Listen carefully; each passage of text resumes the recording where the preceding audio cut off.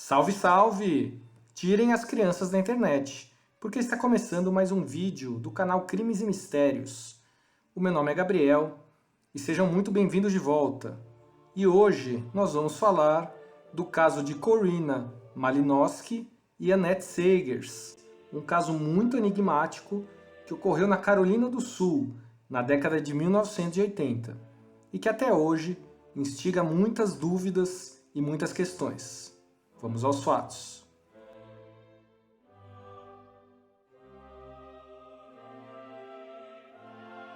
Corrina Malinowski, essa mulher que você vê aí na tela, era uma jovem mãe de 3 filhos, que vivia em uma fazenda de 6.000 acres, no estado norte-americano da Carolina do Sul, na década de 1980. Ela trabalhava em uma loja de conveniência, em Somerville, e era casado com Thomas Steve Malinowski, que trabalhava como caseiro nessa mesma fazenda. A família ocupava uma pequena casa da fazenda, que era conhecida localmente como Mount Holly Plantation.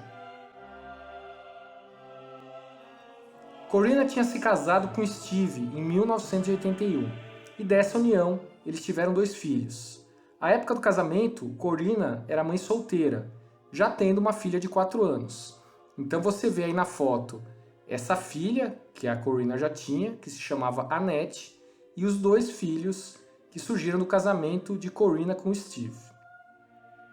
Para Steve, era o 3º casamento, e segundo se falava na comunidade, não era um relacionamento feliz. Steve costumava ser violento com Corrina, e era um casamento abusivo.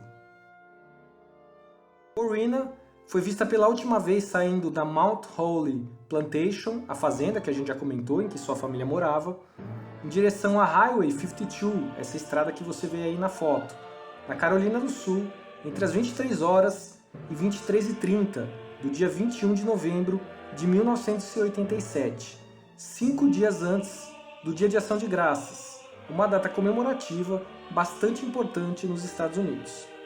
Depois que ela faltou ao trabalho na manhã seguinte, na loja de conveniência local, que a gente já comentou, o chefe de Corrina foi procurá-la e encontrou seu carro estacionado e trancado na entrada da fazenda, onde seu marido, Steve Malinowski, trabalhava como capataz.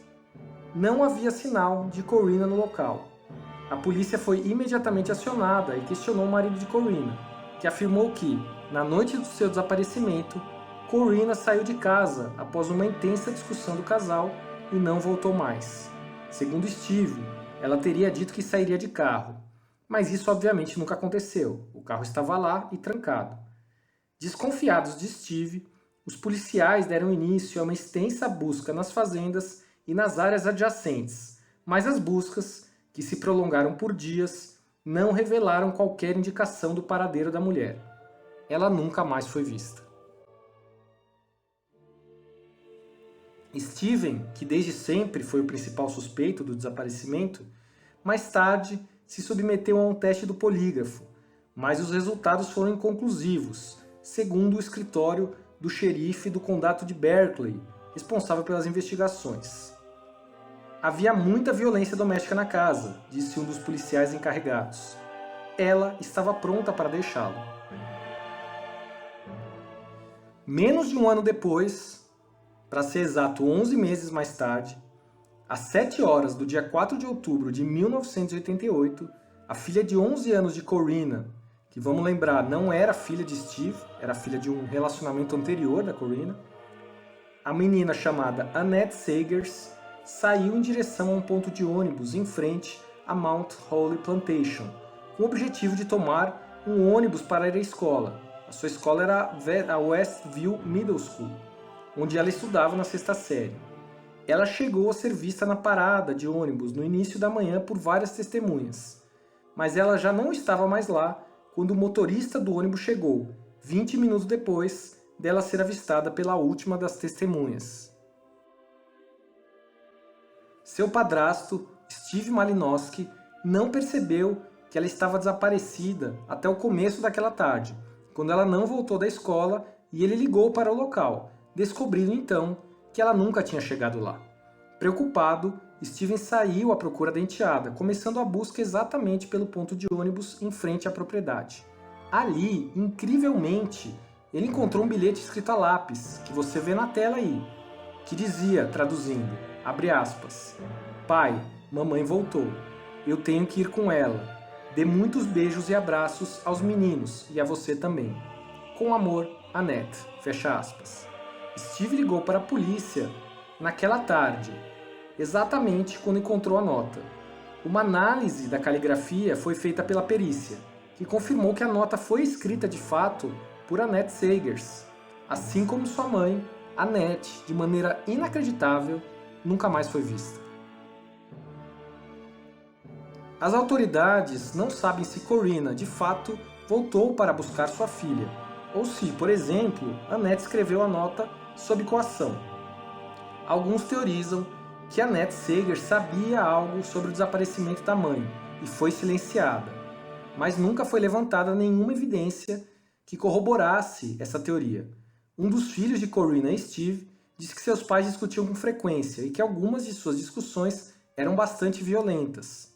E também disse que Steve era viciado em drogas. Corinna hoje, até hoje, tem parentes morando em Iowa, de quem ela era muito próxima, mas nenhum deles ouviu falar dela desde que ela desapareceu.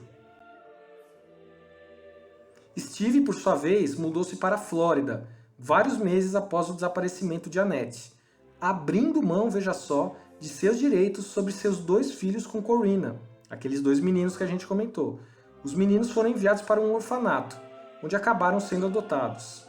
Steve mantém até hoje sua inocência em ambos os casos. Um lago na propriedade foi drenado na década de 1990 e um tapete enrolado foi encontrado, mas a pista não levou a lugar nenhum. Em 2000, uma ligação anônima instruiu a polícia a procurar um corpo no condado de Sumter.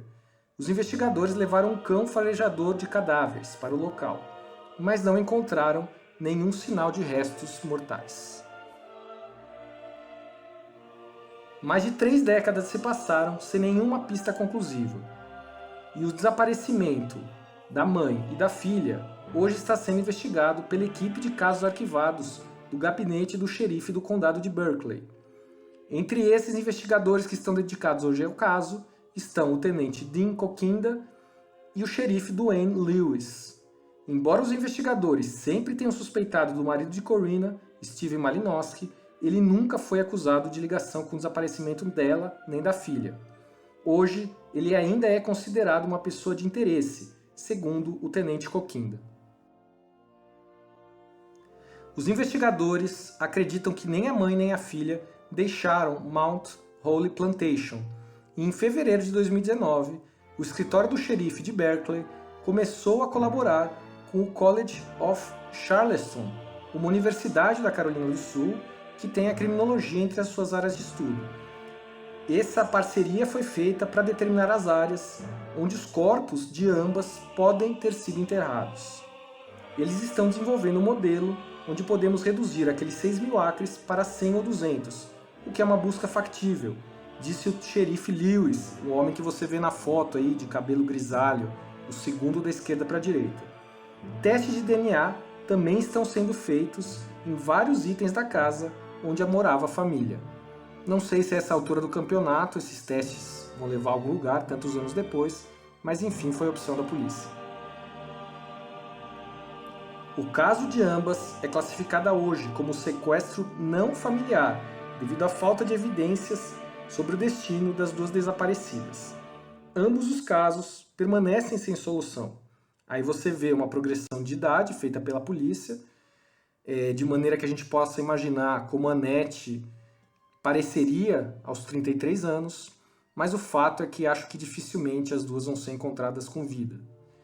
É um caso bastante enigmático por conta do bilhete, por conta delas terem desaparecido praticamente no mesmo local.